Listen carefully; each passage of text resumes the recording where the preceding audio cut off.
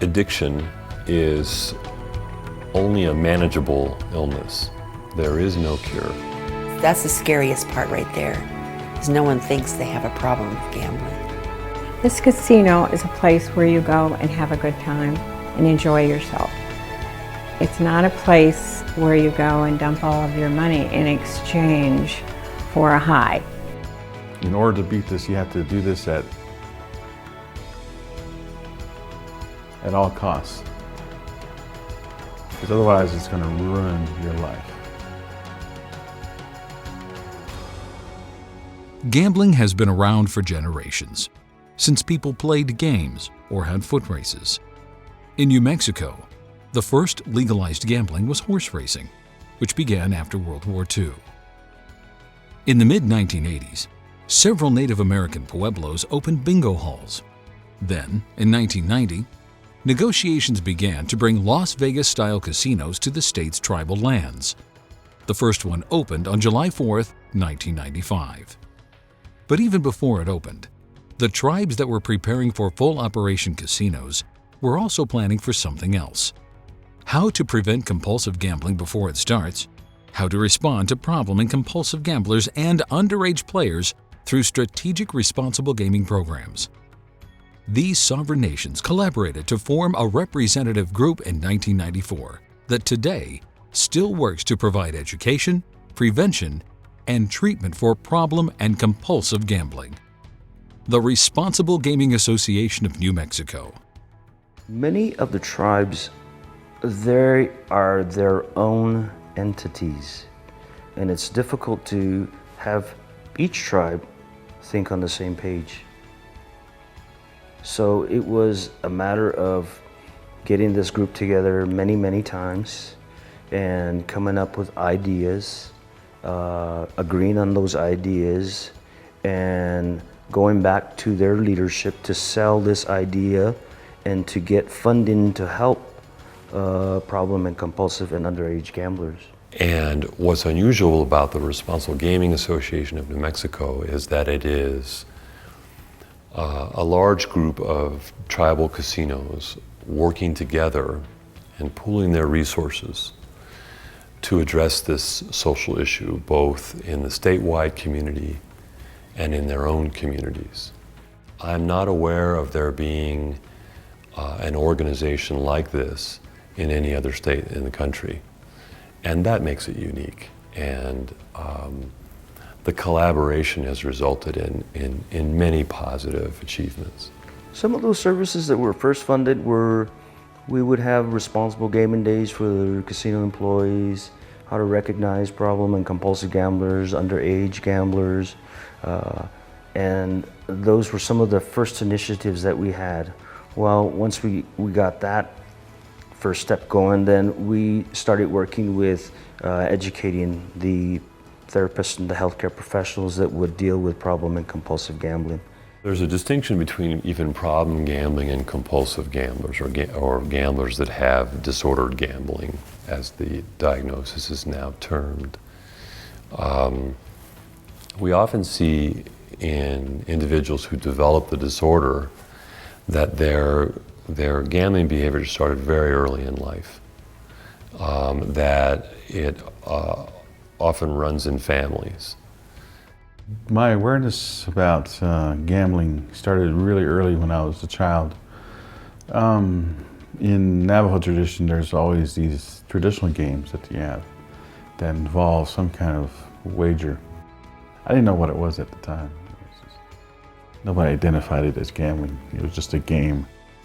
This had been going on my whole life. I started gambling when I was 2 years old with my brothers, playing marbles. And I was the best, and they were all older, and they would call me Lucky. When I was younger, I would play games, card games with my family.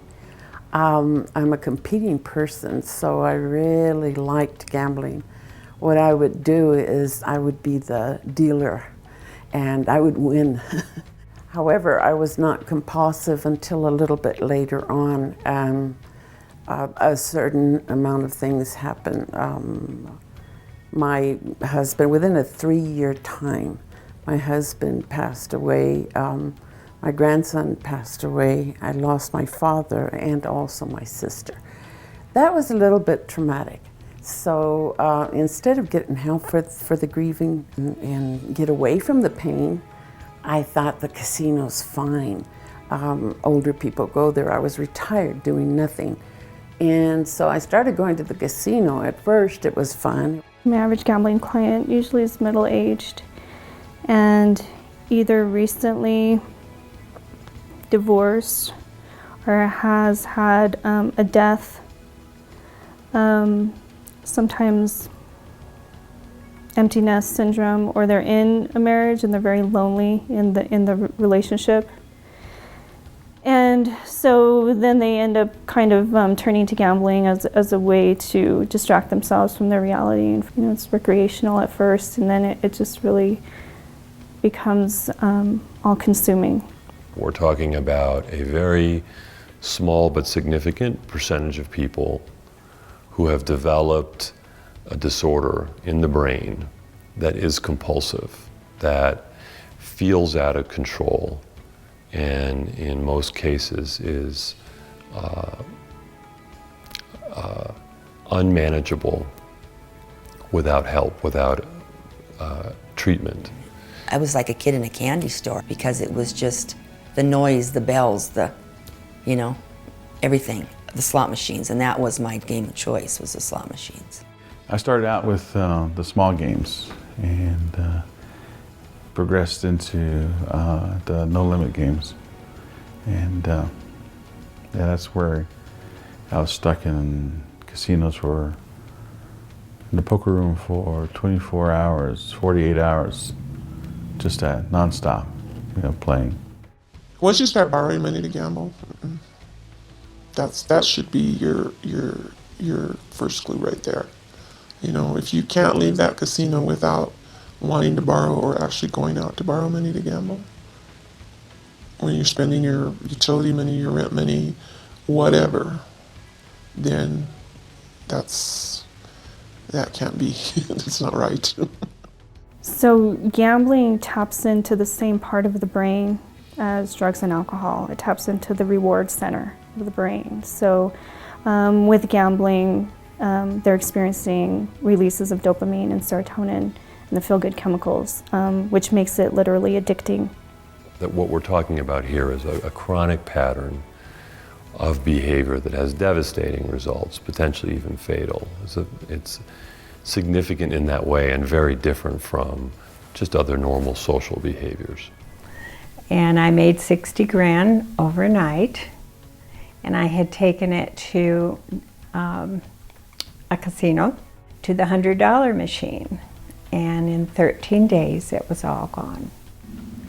And I would make up lies to my husband and spend money I didn't have. I would say I was going for milk or bread or whatever. And then of course 3 hours later, I'm still not home. You just start making up lies to cover yourself. I'd go to the casino and I'd blow everything, and I'd go home and I'd resolve never to go back and try to do something. And then of course, a week goes by and it's not so bad anymore and I have more money, so here I go. I explained to my friend, there's something wrong with me. I'm not able to get away from this vicious addiction. I think I'm addicted, I told her. And she didn't really understand. People don't understand why the gambler can't just stop. Because it's not a substance, it's a behavior. My experience has been that it's actually harder to stop compulsive behaviors than it is to stop using substances. My daughter's mom, who left me because of all these issues in my life, she always said, "You're such a smart guy. Why don't you realize that you're ruining your life and our lives because of your gambling?" And because I'm a smart guy, I supposedly, I thought I could outsmart the other players that were playing in the game. And then also, there's some real deep-seated issues that I had of not feeling good enough about myself. And so those deep-seated issues were never really addressed in my life and became the seed for, all these addictions that I have. The question about my career as opposed to my problem was an ongoing point of discussion with my husband, because he said, I don't understand why you, as a career banker, loan officer, would even consider going into this, into this problem or having this problem. I graduated from college. I worked for the government. I'm a smart person, but gambling just took all of that away. I would play at this machine for hours and hours. I would pay people to sit while I'd go to the bathroom so I wouldn't lose something. It begins a whole series of obsessional thinking around money, and then they begin borrowing, stealing, lying. And then with the lying, that is a whole nother form of gambling. And so I like to talk to my clients about how the lie is also a gamble. Every time they tell a lie, they're taking a gamble whether they'll get away with the lie or not. They're gambling with whether they're going to be able to, get away with another month of not paying the car payment. I borrowed from my cards, my Maxim. I borrowed from whatever I could, car titles. I lost my vehicle. I started borrowing from my children. I remember having gone to the casino and lost everything that I had in my bank account, once again, at the poker tables. And walking out of there and just feeling absolutely just destitute. It's like, how am I gonna eat for the next week? It just overwhelms you, and before you know it, you dug that hole that you can't seem to climb out of it. I didn't want to live anymore because this horrid addiction had just taken over my life completely. And there was nothing left, just totally emotionally bankrupt, I cried.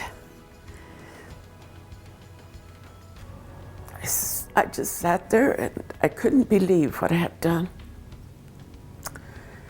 I had destroyed myself. I had gone into complete destruction for my life.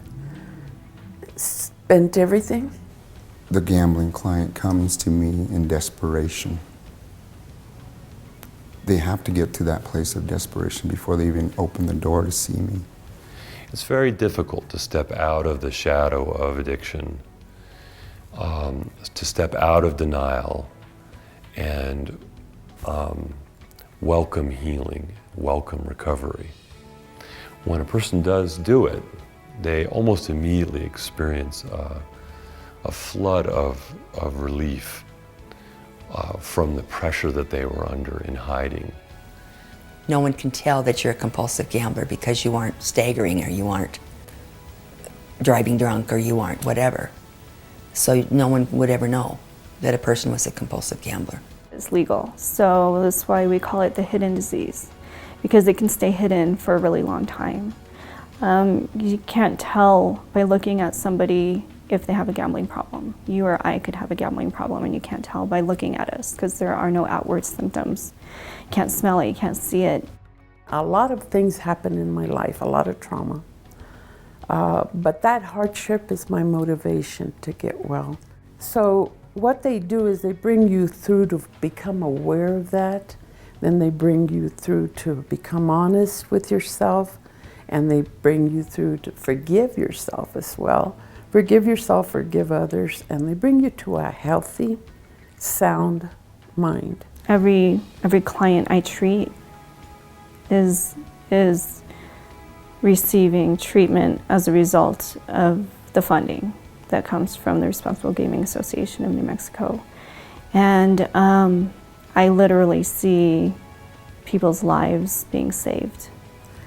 But without the Responsible Gaming Association providing the financing for the counseling, I wouldn't have the one-to-one counseling that made me familiar with my compulsion. When I drive by, I just look at the casino and think, man, I own that whole top floor, you know, and that's all. I just have no desire to go back into the insanity. It took a long time to get over that. I think if I had to give any piece of advice, gamble responsibly. I mean, realize and recognize, learn to recognize the signs of becoming a compulsive gambler. Recognize them before they take you over. Please just, take advantage of those programs out there, the Responsible Gaming Association and programs such as that offer help and assistance to people that may think they're having a problem with gambling. And that's the scariest part right there, is no one thinks they have a problem with gambling. But there are signs.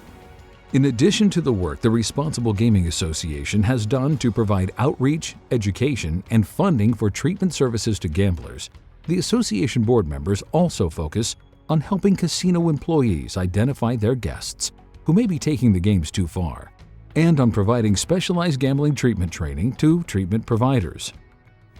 Board members come from different backgrounds, per se professional backgrounds, from the human resources field to security, surveillance, accounting, finance, just so many different areas that the casino industry may encompass. It takes courage for a group like this to bring forward a potential problem for people even before it becomes one. And in that, I say that I feel that they should be applauded, because not many enterprises or businesses offer that.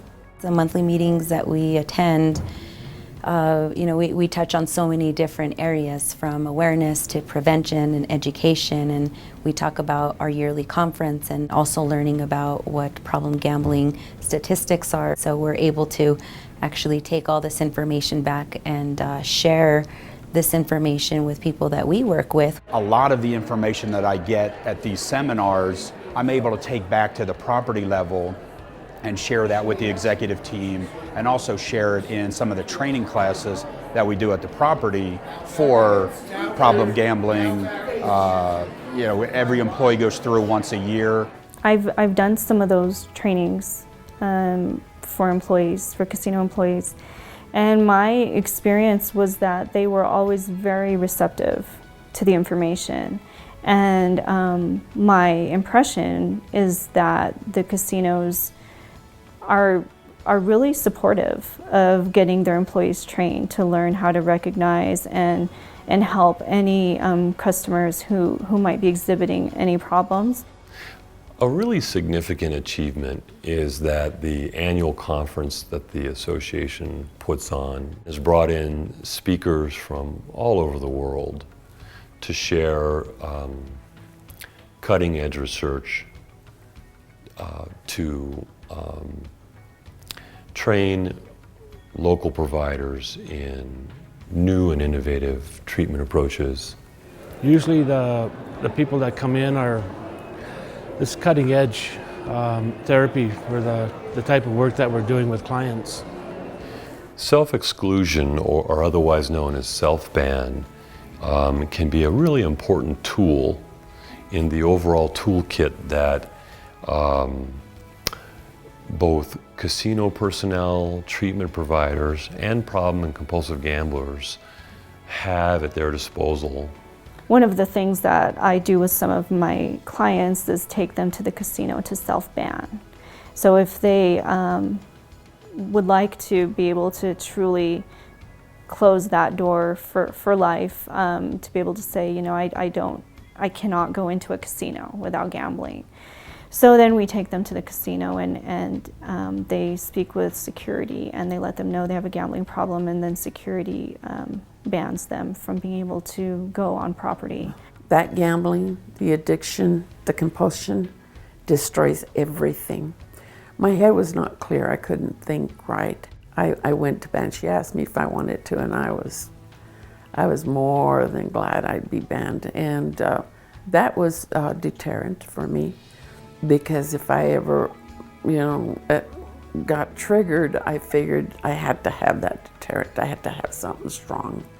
Research on the brain, on the neurobiology of addiction, has come so far and is